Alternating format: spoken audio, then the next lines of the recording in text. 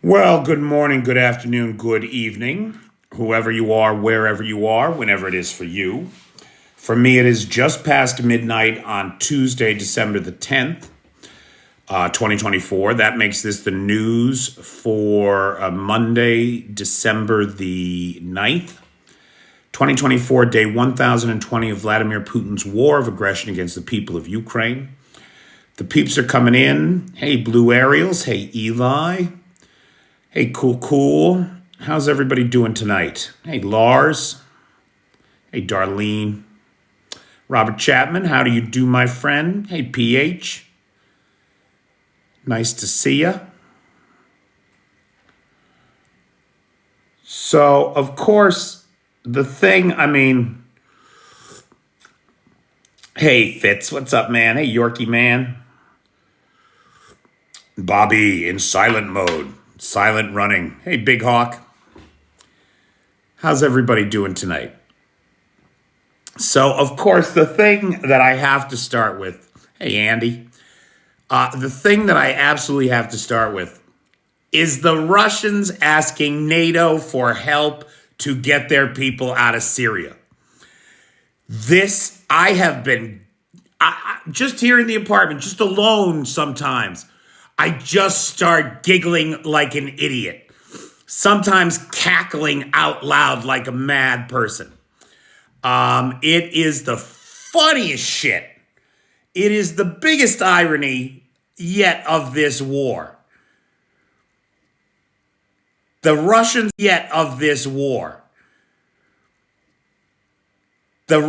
can't get their people and their equipment out of Syria. As a matter of fact, it's being reported that a couple hundred Russians and their equipment, dozens of trucks and armored vehicles, were ambushed around Al-Hakasa and have just disappeared off the map. I mean, let's face facts. The Russians were not exactly the kind of neighbors you want to have. And the people of Syria are in a righteous wrath right now. And so there's a couple things going on. Peskov has reached out to the rebels and is trying to negotiate the security of Russian bases inside of Syria. The Russians have reached out to Turkey, to Erdogan in Turkey, and asked a NATO member for help rescuing Russian soldiers from Syria.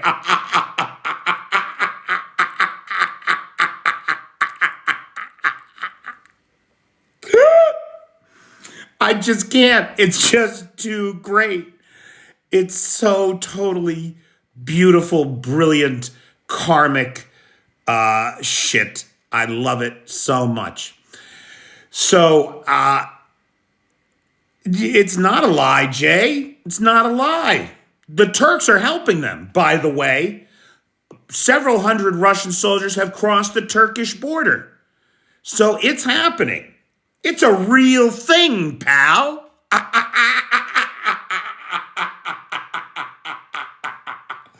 Russia is so fucked, dude. You have no clue. Some of the bases are getting overrun. In the south, hey, Michael, how you doing?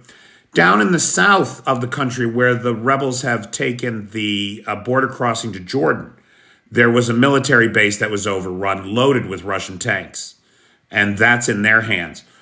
Now, look, I know we're having a little fun here because it's funny. It's fucking funny.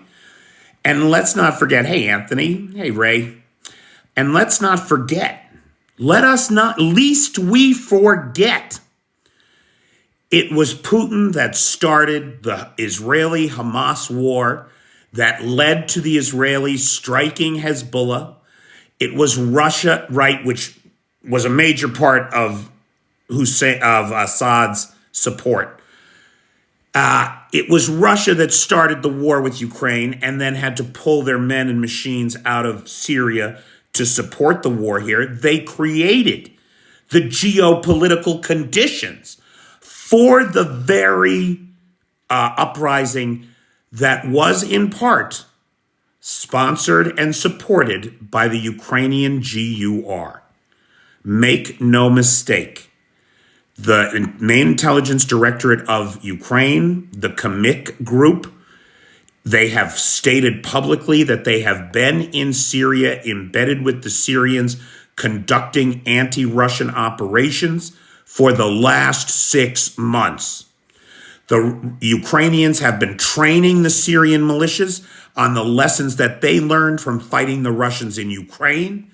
They've been training the Syrian militias on the use of drones. This would not have happened if Russia hadn't invaded Ukraine and then started the Israeli-Hamas war in an effort to detract from Ukraine. That's the reality. This is all of his own doing. Hey, laddie. Hey, Nicola Jones. Hey, is Jason Willis starring here? Nice to see you, Jason. Is Brendan Hoy here? Brendan Hoy is the sponsor of tonight's live. Really appreciate Brendan. So thank Brendan if he is here or if you see him around. I sure do appreciate it. Okay. So for their part, the Russians, so we have a couple things going on, right? It's not over. This is just the beginning of new battle lines being drawn, new alliances forged, and new problems created. The Israelis, for their part, believe that they are in danger. They do not want any of these militant jihadi groups setting up camp on their northern border with Syria. And so they have begun airstrikes and are massing troops, apparently, for a ground incursion into Syria. Now, I don't know, right? But it seems to me that the Syrians have enough trouble as it is, and you should see how things shake out there before you go invading. But the Israelis are having none of it. They are bombing the port of Latakia. Right, that's where the Himeni air base was, the big Russian air base. They are currently conducting airstrikes and sinking the ships that are in that harbor.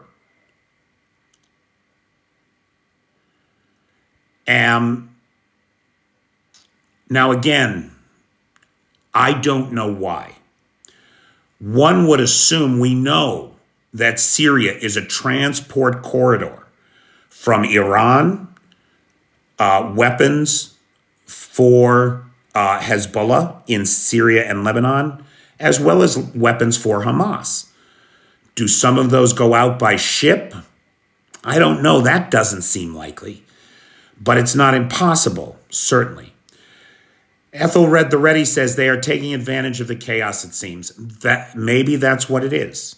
Maybe they want to send a message to the new powers that be in Syria that, hey, don't mess with us. Let's get a non-aggression pact in place, because it does seem that they are requesting a non-aggression pact from the HTS folks that are apparently in charge of about 2/3 of the country right now, with the Kurds in charge in the Far East. Peskov's comments today, now again, it's a real thing that they're asking the Turks for help. Why? Because this would never have happened without at least the Turks staying out of it. Because the Turks are actively involved in Syria, right? The Turks control parts of Syria. They have a kind of buffer zone in the north where the Turkish army is actually in there, and they control parts of Syria so that the Syrian, so that those elements of the militias in Syria that are anti-Turk don't send rockets over the border. Particularly, that would be the PKK. Now, look, I'm a big fan of the Kurds. I am. But it is fair to point out that the PKK is a Kurdish terrorist organization. That's a real thing. And so the Turks want to protect themselves from that. As I understand it, the Turks have never directly supported HTS. When we talk about militants and militant groups in Syria, be aware there's over 1,000 of them. Some of them are jihadi, some of them are not. HTS has tried to rebrand itself in the last 10 years as a non-global caliphate jihadi group. It is not that. It is a nationalist group interested in the events in Syria, is what they keep telling us. There was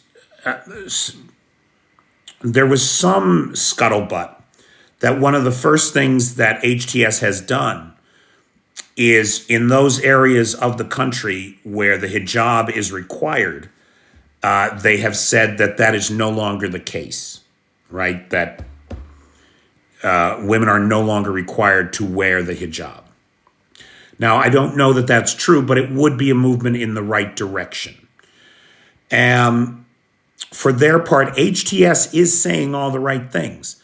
They are working with the existing government. The existing government has laid down its arms and has joined the rebels for what should be, rather than a chaotic, violent transfer of power, a more peaceful transfer of power.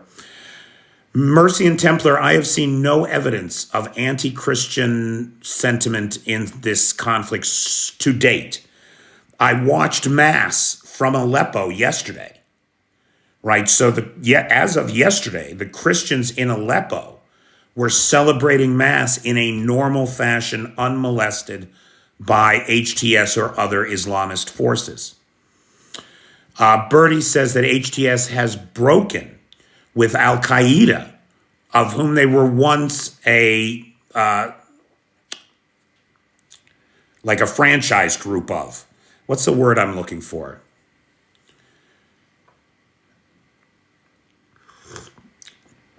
Now, Mercy and Templar, you may have video footage, but I'll tell you, a lot of the video footage coming out of Syria needs to be debunked. It's not real, right? And there are some guys who are debunking it every day. There were massive claims made about the equipment that the HTS had scored. It turned out that many of them were simply fake. They were from 10 years ago, different groups. Affiliate, Mark Charles, thank you.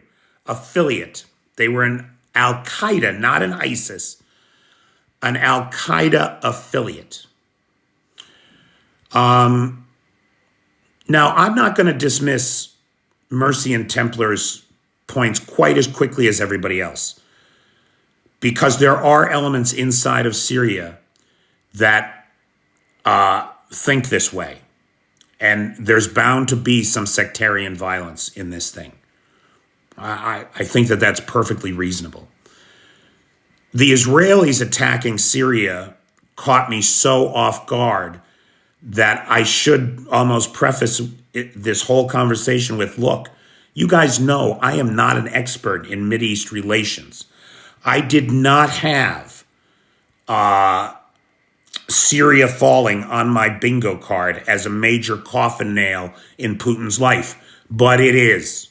It is. The word around the campfire is that the powers that be inside of Russia are furious with Putin, that his war of choice in Ukraine has now resulted in the loss of Syria. Syria was one of the few places left in the world where Russians could travel unmolested, where they weren't the enemy, where people didn't take a shit on their balcony furniture, like we saw, I think that was France, wasn't it? Anyway, that's a real thing that happened, right? So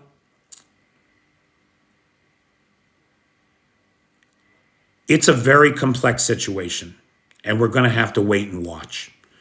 But one thing we're all agreed on, that the irony of Russia having to turn to Turkey, a NATO member, to get its men out alive is fucking funny as shit. Come on, that's funny shit. You gotta find that amusing. And God knows I do. I swear, I've just been giggling to myself around the house all day every time I think about it. I, Russia will always have Cuba. Russia, there won't always be a Russia. I mean, that's what we're watching. This is 1989 all over again. The economic indicators, the wartime economy, the reliance on defense and military production over consumer goods. It's the Soviets repeating history. It really is. Now, I should say, because I covered it, that plane crash, the plane crash that we all thought could have been Bashir al-Assad, it turns out, well, now this is according to the General Military Intelligence Directorate of Ukraine.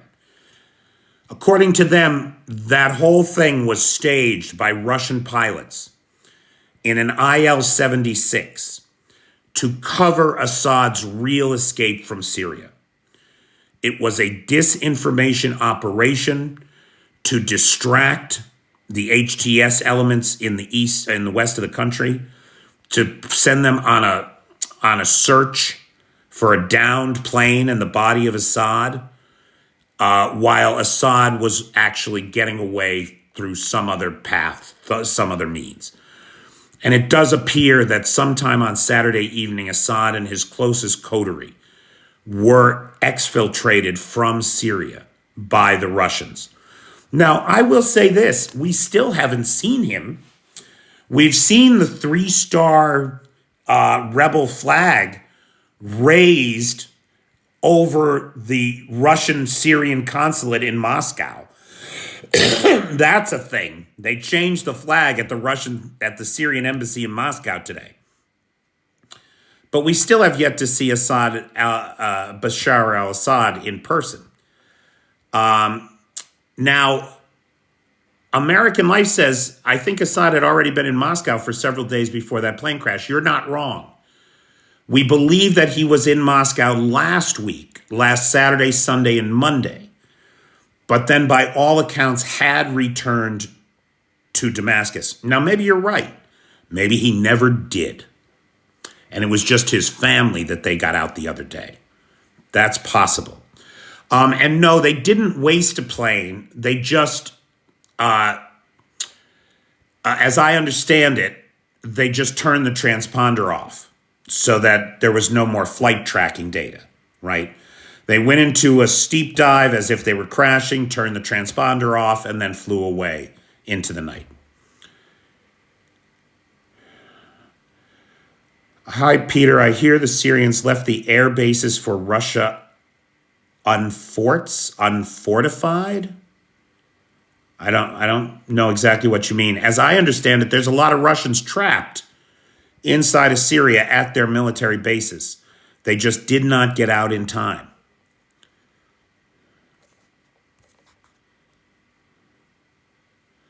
Still doesn't mean the next time he flies it won't go down, especially if he's in Russia.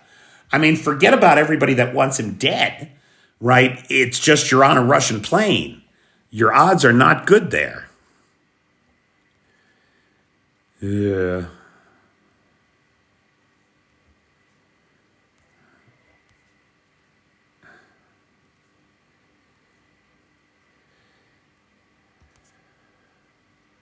He has $40 million in apartments in Russia. Oh my God. Of course he does. Bobby, we're not getting involved in this mess. I mean, we're already getting blamed for it, and it doesn't appear that we had much to do with it at all. The rebel faction group that took up the call and seized Damascus is not one that's affiliated with us, with the U.S. So, we are not in this thing, and we should probably keep it at arm's length until the dust settles. Is anyone talking? So Kansas, my understanding was that Israel was preparing for a ground offensive. Are you saying they've actually gone in already? They're actually in Syria? Of course we do, Ed. Whether we had anything to do with it or not, it's ridiculous. So Kansas here is saying that the Israelis have already gone into Syria. Now, I'm unaware of that. I am unaware of that, but that does not mean that it didn't happen. Only along the Golan Heights. They're going to want a buffer zone. That's what it looks like to me. They're going to want a buffer zone so that Israel is at least out of mortar range and rocket range from Syrians that would want to fire mortars and rockets into Russia or into Israel. They're going to want a buffer zone. That's the only thing I can think of. Yeah, it seems that way. It does seem that way.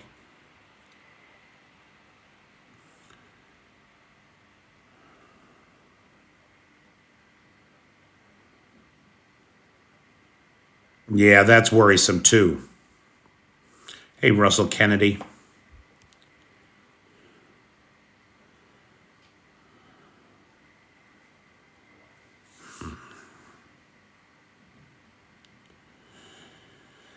Yeah, it's based on borders, not buffer zones. The only thing is, when you have a neighbor that is an aggressive enemy, I mean, we're talking right here in Ukraine about border zones and buffer zones, right? The Ukrainians want one for themselves. The Russians want one for themselves. And it's a real thing. Here, let me read you this. On the subject, so look, there aren't a lot of parallels between Afghanistan and Syria, in my opinion. That's really a different conversation to have.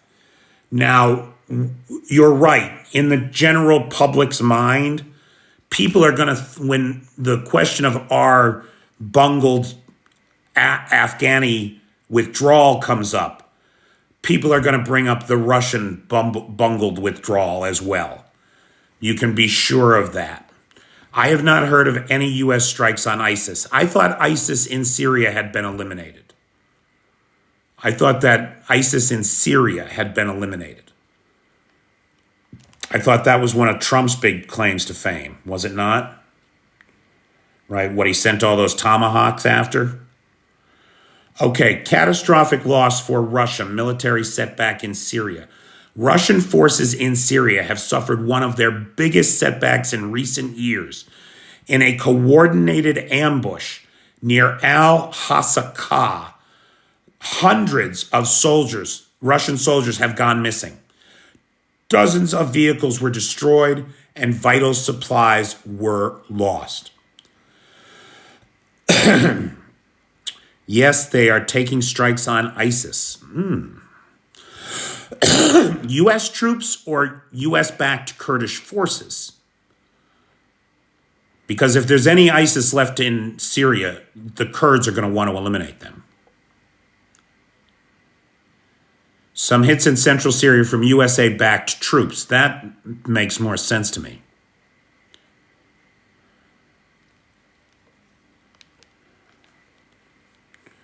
Oh, but it's U.S. air. Interesting.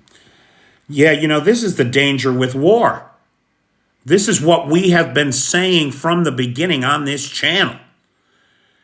That if Putin is left unchecked here in Ukraine, the mullahs in Iran and the Kim regime in North Korea will be emboldened, and we see it in action. Now, Syria has become destabilized. U.S. bombers backed by England's fighters, airstrikes by U.S. Gosh, I missed that today. I'm sorry, guys. I had a very busy day. I missed a lot, I'm sure. For its part, as we said, Peskov announced that they are trying to establish communication with the Syrians in order to secure their bases. But it does not look like that's going well. They also turned to Turkey Erdogan for help getting guys out, and several hundred Russians are reported to have crossed the Turkish border.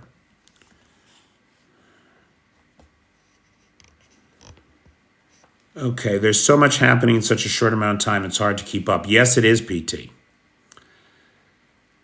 Who's HLC? I don't know who HLC is, Richard.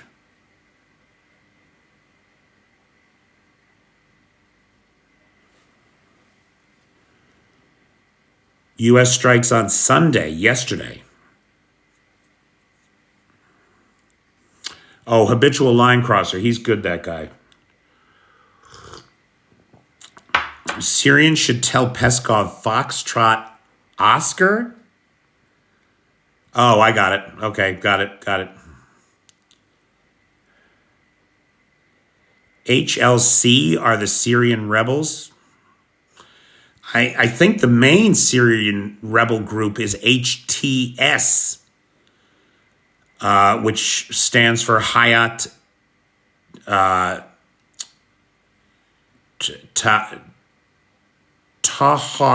Tahrir al-Sham. Is Trump involved in Syria? Trump did fire a bunch of tomahawks when Bashar al-Assad used chemical weapons on his own people a few years back. So I want to say that's 2018.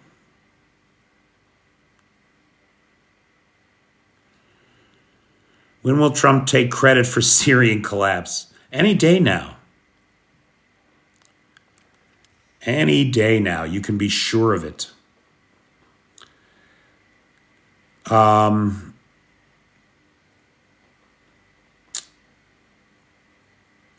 So here's the important. Now look, nobody wants to. I am not interested in an expanded war. I am not interested in Israelis slaughtering Syrians just when they're getting their act together. I am not interested in Syrian militants who now see an opportunity to attack Israel unmolested. I'm not interested in any of that. I don't want any of that to happen. I want to see HTS live up to the promises that it's making for a democratic, modern society where the Syrian people get taken care of and have some freedom and opportunity in the world, and that they won't be summarily executed if they pull down a picture of dear leader. That's what I'm interested in. I am also interested in the impact of this on the Putin regime, because this is a major political failure. Now, look, the world has already watched in Nagorno-Karabakh as the Russians were completely impotent, completely unable to do anything to assist their ally with whom they had treaty obligations. They saw that they were impotent, unable to do anything when the enemy unalived their troops in Nagorno-Karabakh. No response from Russia, because Russia is spread too thin in Ukraine. Russia is spread too thin in Ukraine. Russia once had 50,000 Wagnerites in Africa. It is estimated today there's less than 5,000 Russian troops in the Africa Corps in Africa. 1/10 its size. Right? Remember all that talk, Russia's going to pull troops from Africa? Russia couldn't pull troops from Africa. They're on a goddamn skeleton crew as it is. There's nobody left to pull to Syria to help Assad. And so they cut him loose after making some empty promises of support. Russia's got nothing left, man. And it's important that we see that and that we help it along. Now, what's her name? Saakashvili? Oh, it's terrible. I'm so sorry. It's a Georgian name, the outgoing president of Georgia, who just got screwed over in the elections by the Russians, right? She is in Kyiv tonight, meeting with Zelensky. Zelensky clearly supports Georgia against the Russian invaders. Yes, there are some elements of Russia in Libya. Ukraine clearly supports Russia. What's to keep the intelligence directorate of Ukraine from embedding some of the commit group in Georgia and teaching the Georgians the lessons learned in fighting the Russians? What's to keep the Georgians from opening another front in this war against Russia and get their land back, get North or South Ossetia and the other province, the 20% of Georgia that is still under Russian control? What's to stop them from getting that back? I would say the next thing we should be looking at is Georgia as the next domino to fall. The people in Russia need to learn about what the people in Syria were able to do, and they're never going to because of censorship in Russia. Baby Shark lived in Russia. Oh yeah? What do you think, buddy? Are they going to take their country back?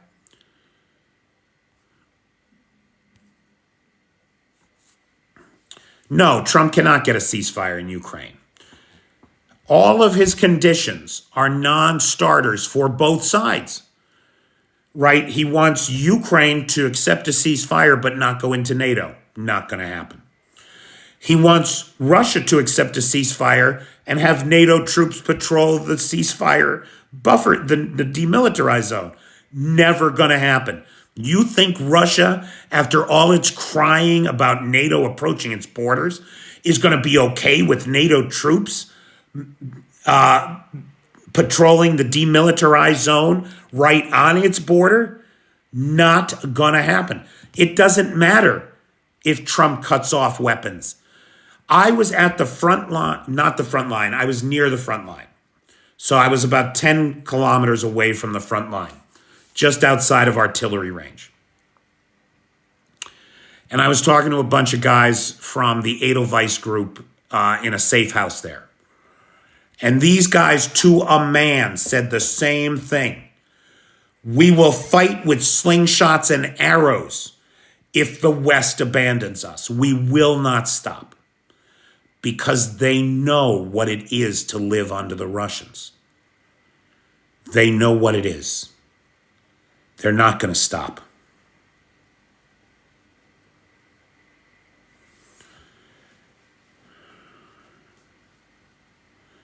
PT, that's charming.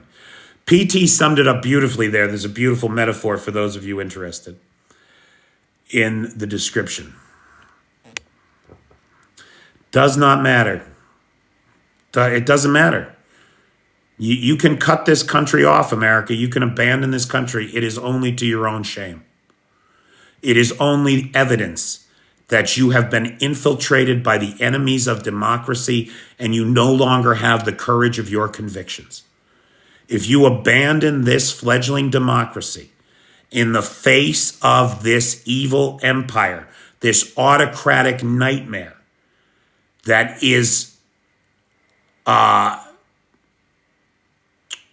attempting, make no mistake, attempting to erase an entire people, culture, and language from the world, that has shit on the UN Charter, ignored the sovereignty of another nation, and attempted just to take it for itself, for its own purposes, to line the pockets of its oligarchs.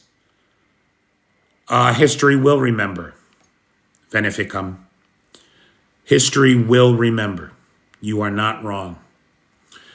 Partysaurus, we're talking about, should I tell Partysaurus? Partysaurus, the funniest thing that happened, we always talk about Ukraine on this channel, and it's rare that anything funny happens, I gotta tell you. But the funniest thing that's ever happened in this war is that Russia had to ask a NATO country for help getting its troops out of Syria. Turkey. It asked Erdogan for help getting the troops out. It's hysterical. It makes our withdrawal from Afghanistan look like a well-oiled machine. Now, Bobby has a great question.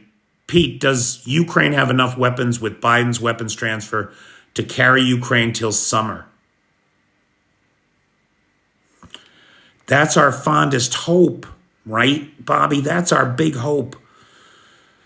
Blinken and, no, it was Jake Sullivan this week who said that before the president is out of office, hundreds of thousands of artillery shells, thousands of rockets, and millions of dollars worth of small arms ammunition and dozens of armored vehicles would arrive here in the country. That would take this country right through spring. Hundreds of thousands of shells, that's 100 days worth of shells. That's 100 days worth of shells. Now, oh, hey, Bikers for Trump, Sergeant at Arms is here. How you doing, pal? So, you may be right, Sergeant. This meeting that Zelensky had with Trump in Paris, along with Macron this past weekend, it appears that Zelensky might be winning him over. It does appear that Zelensky might be winning him over to the cause. They were very jovial, very friendly. Zelensky might be pushing the right buttons. Now, you know what that button is. Zelensky got one of the MPs in the Ukrainian parliament here to nominate Trump for a Nobel Peace Prize. And Trump's ego demands a Nobel Peace Prize because Obama got one. And so the guys are playing to his ego. There's no doubt about it. And that's okay. That's politics, right? That's politics. If it keeps Ukraine a sovereign nation and defeats our greatest enemy in the world, I'm okay with that. I am absolutely okay with that.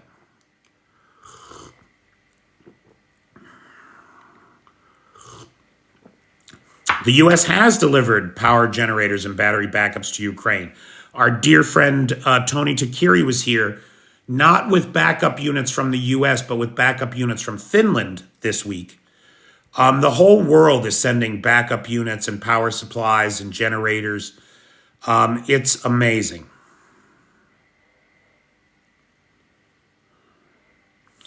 But will he keep helping or take the award and turn his back? Remy, nobody knows what Donald Trump is going to do. Nobody knows what Donald Trump is going to do. We just don't know. Oh, there's Tony Takiri. Hey, Tony. How you doing? Tony is here. Guys, let me just say real quick, Christmas is coming here in Kyiv. And I have a Christmas project that I'm working on that I could use some help with. The PayPal is in the description. If anybody can help out with that, please just forward it to the PayPal. And if you want it specifically to go to the Christmas project, just put Christmas in your comments, and I'll get you video and tell you what we're doing once it's done.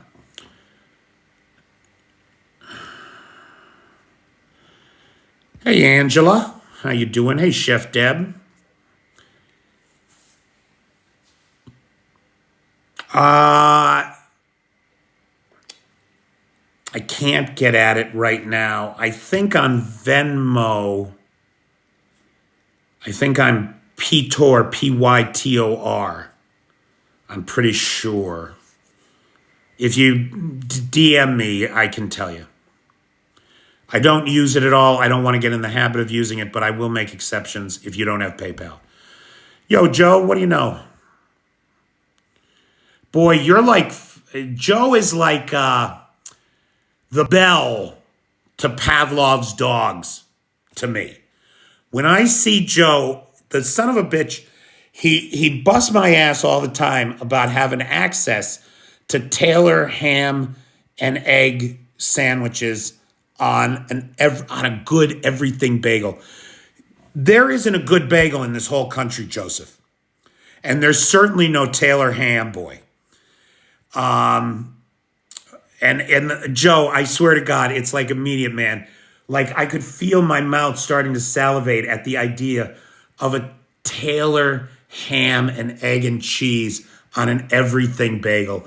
It's just the best way to start your day. It really, really is, man. We like what we like, don't we? The things that take us right back to, in my case, my Aunt Ellen's kitchen in Sterling, New Jersey.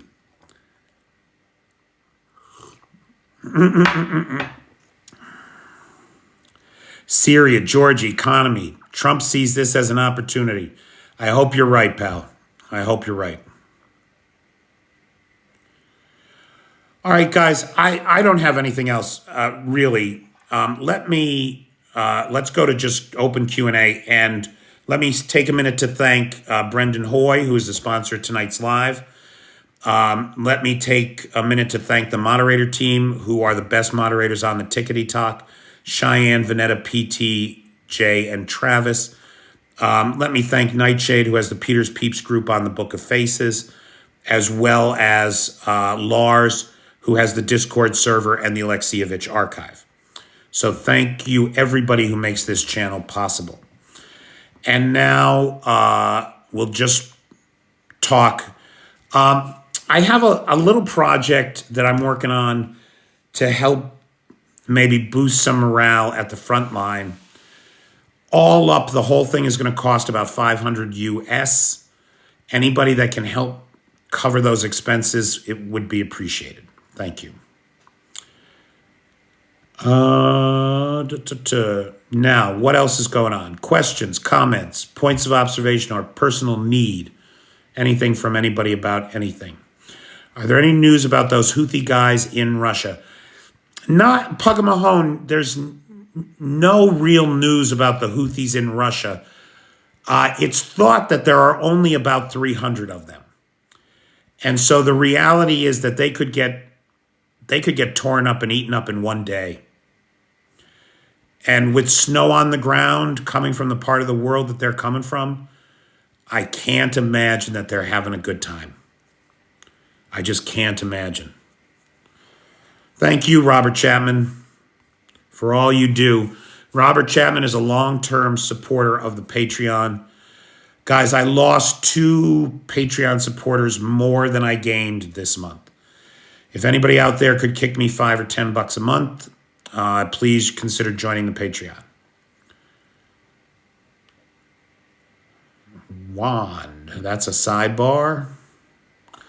Any news on Ukraine frontline? The news on the Ukraine frontline is so awful, Anthony, that I hesitate to repeat it.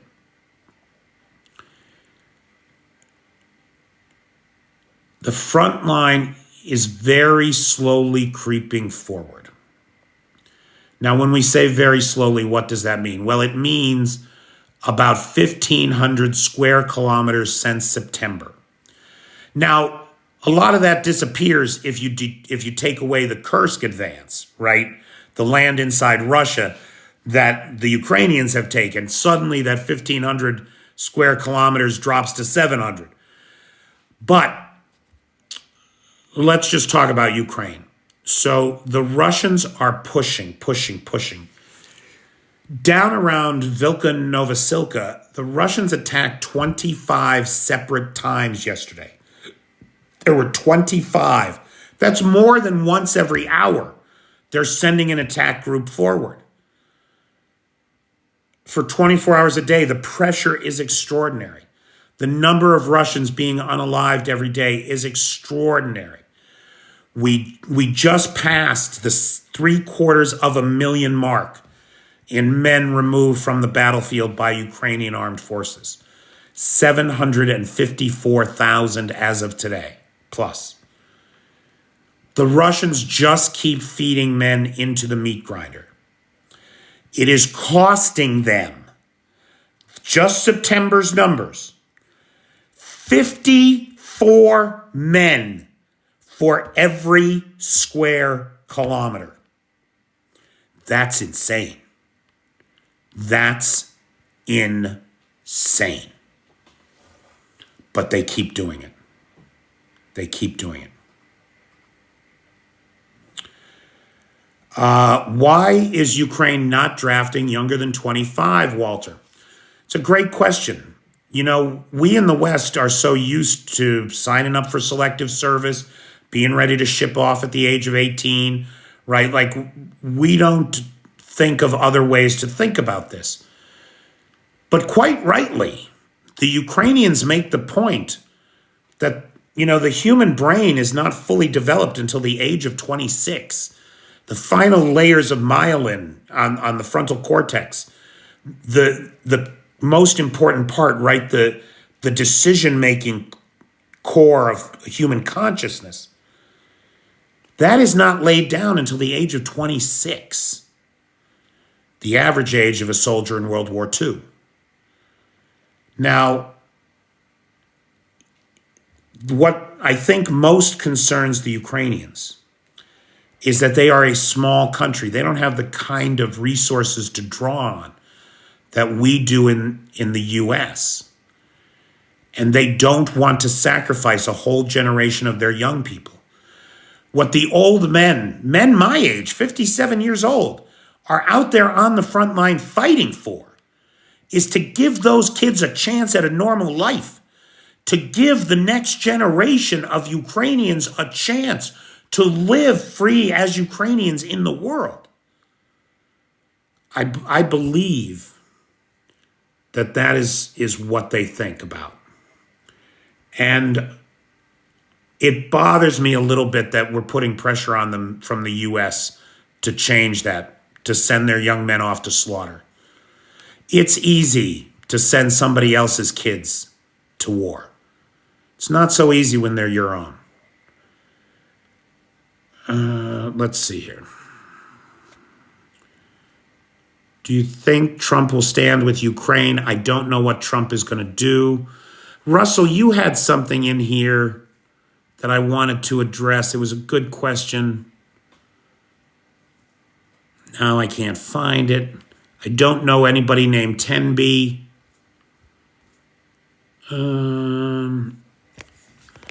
I long for the last counterattacks of the Kherson we had the Syrians were getting recently.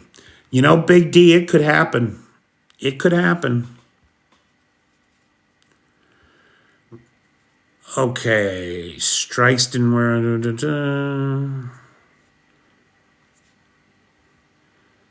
Do you know of any long-range strikes with U.S.-UK weapons inside Russia recently? Not over this weekend, Anthony, but that could just be because I was very busy this weekend, and I stayed away from the news to focus on face-to-face engagements.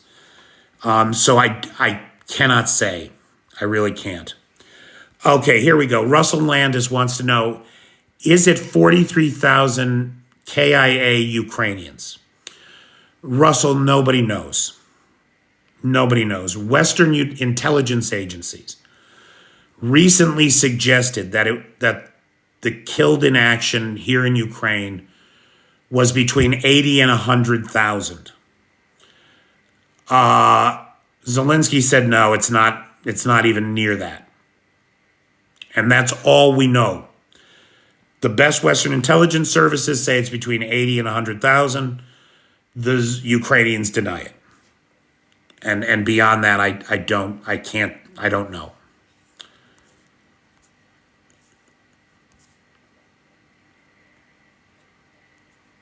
There's no number, Anthony, for the total number unalived in this war.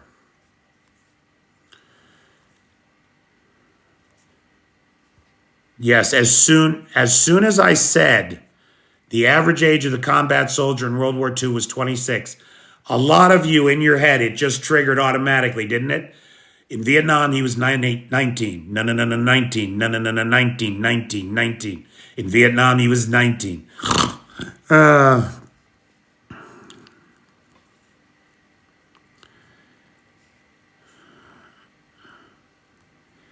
Send the rich kids first. If we only could send the rich kids to war, we'd never have a war.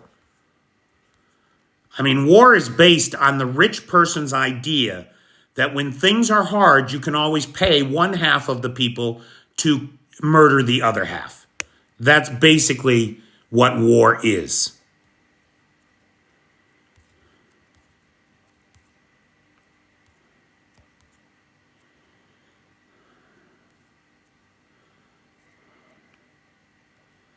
Well, it's certainly not 340,000. This country couldn't handle 340,000.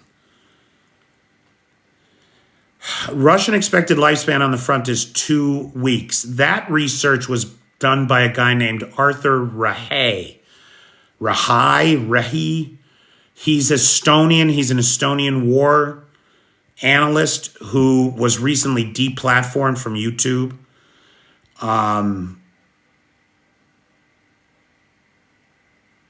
Smart guy. Now, his research is being challenged by other Kremlinologists and Russian specialists. But he did say something to the effect that that's the spelling, Eli. I believe that's the correct. Is that the correct spelling? It's an Estonian name. I'm not sure. Any Russian economy updates? So on the news that we are waking up to, which is the morning news segment that I do for the paid Patreon subscribers, I looked at the stock market this morning, the Russian MOEX, which is an index fund of the 50 biggest Russian companies. It is off 27%, sorry. It's off 27% since July. So if you had invested, say, $100,000 in the MOEX in July, today you would have $73,000. And of course, if you invested it in rubles, it would be worth far less because the ruble has been devalued another 15%. So you'd be out like 45% of your money. If you had made the same investment in, say, an American index fund of the 50 largest companies, you'd have $111,000 since July.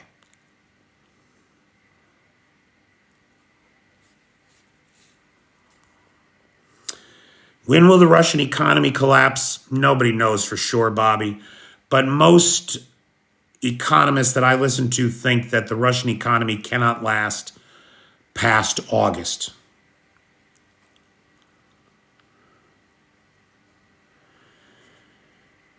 Maureen, the fall of Assad is so important to Ukraine. The ruble's worth about 100 rubles to the dollar right now. It's worth about a penny. The fall of Ukraine, or the fall of Syria, and its importance to Ukraine cannot be understated. It erodes Putin's place in the world as a master strategist, geopolitician. It shows him up as weak. He cannot protect. This guy spent an estimated $500 million every year for the last 10 years in Syria. $5 billion to prop up this regime. And then the regime couldn't hold on to what Russia got back for it. And he couldn't chase good money after bad anymore. So weak that he couldn't handle a bunch of goat herders from Syria, right? Now, I don't really think that way about the Syrians, but I always get that bullshit from the Russians that in Afghanistan we were just facing goat herders. I mean, it's nonsense, it's racist, it's bullshit. I don't agree with it. But it's intended to mock the Russians for their commentary. Understated or overstated, which is correct, Pete? What's understated or overstated, Bobby? I'm just getting that comment with no context. Understated or overstated, which is correct, Pete? They changed the Syrian flag to the rebel flag at the embassy in St. Petersburg, the embassy in Moscow, Nightshade. Embassies are in Moscow. And yes, they did change the flag. Steve Jobs was all Syrian. Steve Jobs was a Syrian orphan. He was smuggled across the border by his uncle, I believe.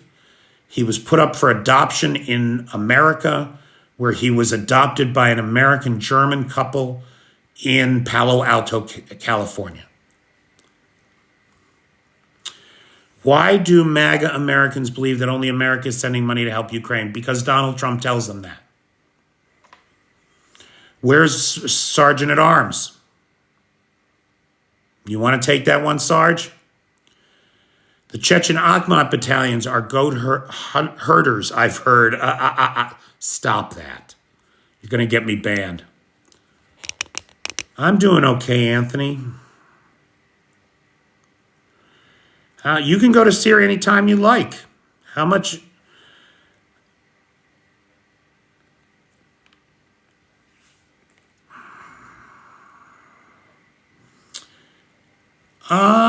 Was the ruble ever equal to the dollar?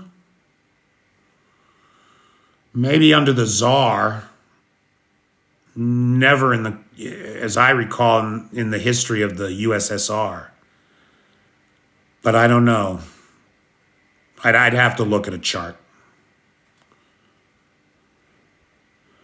Great hummus. There's nothing stopping you, pal. I came to Ukraine. Pack your bag, pal. If that's what you want to do.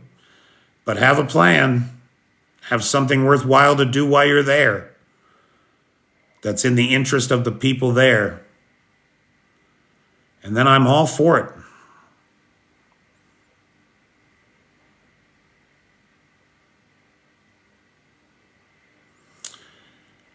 Okay, I think we're just about out of time, aren't we? Oh, yeah, we are. I got to cut this thing off or it's going to be too long to post. Hey, Wanpa. So, ladies and gentlemen, friends and neighbors, comrades and fellow travelers, thank you all so much for your time, your attention, and your patience. I want to thank Brendan Hoy, who is the sponsor of tonight's live. Thank you, Brendan. I want to thank the moderator team, best moderator team on the Tickety Talk. Thank you guys for always being here. And a big thanks to Lars for the Discord server and the Alexievich archive. And thanks to Nightshade, who has the Peter's Peeps public group on the Book of Faces. Join us there. All right, thanks, everybody. Make it a great day. And I'll talk to you tomorrow.